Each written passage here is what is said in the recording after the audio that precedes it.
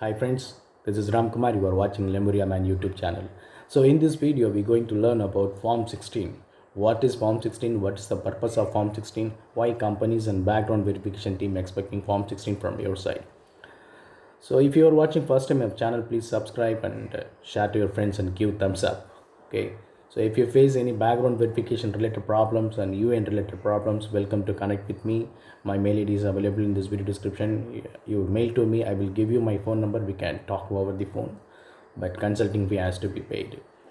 So now we will talk about Form 16. Generally in Form 16 there are two parts. Part A and Part B will be there. In Part A, mostly company information, company address, company TAN number, organization PAN number, those information will be captured in the Part A. And Part B will talk about employee details. I mean your details. If you are an employee, so your information will be captured in Part B.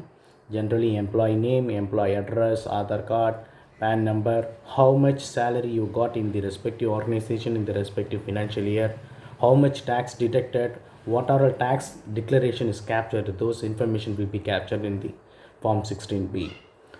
So most of the organization in while doing the background verification, some of your past or previous employer will not pick up the call, so at the time they need some solid proof whether the organization is existed or not, organization available on earth or not, those kind of observation they need to do. If your previous employer didn't pick up the call, and Form 16 Part A and Part B will be the solid proof for your organization whether existed or not on earth. Okay, hope you got the point. I given the information in crystal clear way.